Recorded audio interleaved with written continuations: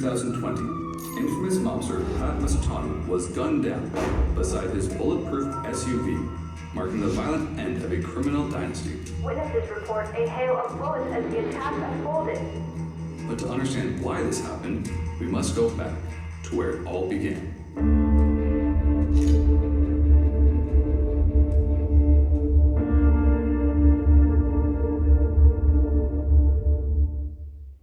It began with Rocco Perri. He immigrated from Calabria in southern Italy and eventually settled in Hamilton with his wife and partner, Bessie. When Prohibition came, they grabbed their opportunity. And by the mid-1920s, Rocco was king of the bootleggers. He and Bessie controlled an empire that stretched from Niagara all the way to North Bay.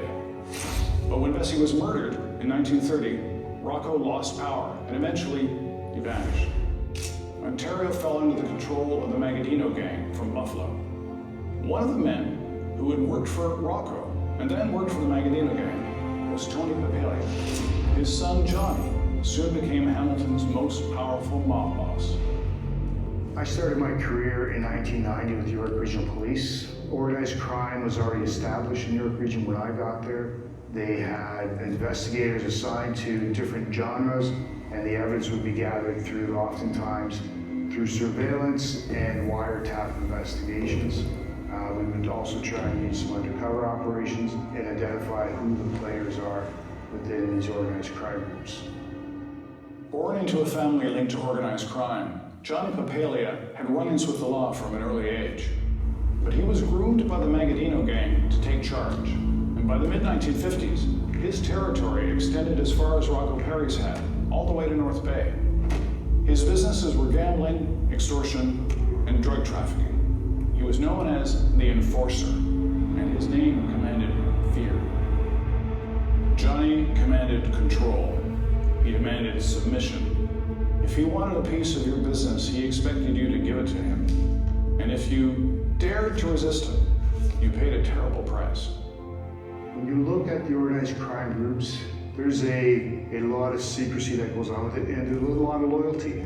The way they deal with people that aren't loyal, it's death. Papelia commanded respect and fear, and it seemed as though his reign would never end, until the rise of the Musitano family. The Musitano family had roots in the small Calabrian village of Platti, the same birthplace as Rocco Perri. In the 70s and 80s, the Musitanos carried out a bombing campaign in Hamilton, extorting local businesses. The two young Musitano brothers, Pat and Angelo, were brash and violent. They built up huge gambling debts to Johnny Papelia. And rather than pay him, they decided to kill him. The times where you'll see some diminishing of the power of some of these organized crime groups is when they kill each other off, whatever reasons that they have, and that's where you get the diminishing of power. They look after their own issues within some of the organized crime groups themselves. In 1997, on May 31st, Johnny Papelia was shot in the head outside his business in Hamilton. The hit was carried out by Kenneth Murdoch, allegedly on orders from the Musitano brothers. He also killed Papelia's right-hand man, Carmen Barilaro. With those acts of betrayal, the Musitanos shattered the Papelia crime family and set the stage for even more violence. After Papelia's murder, anything seemed possible. The Musitanos were suspected of planning to wipe out the leadership of another Hamilton gang, the Lupino Violi group. It was a power play. Pat Musitano wanted to be Hamilton's kingpin.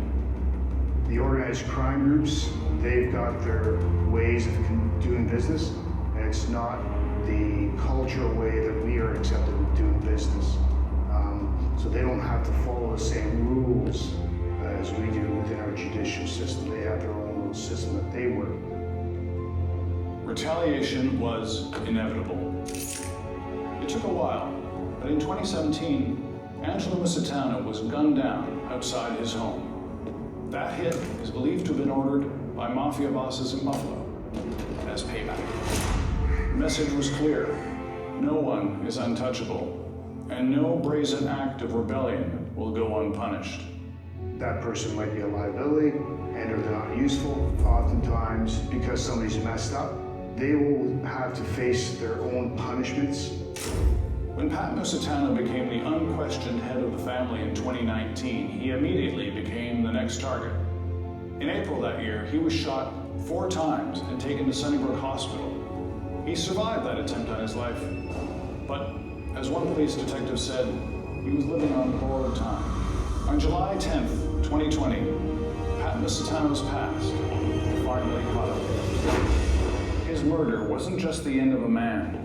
It was the end of a chain with links all the way back to Rocco and Bessie. But the power struggles, they're far from over.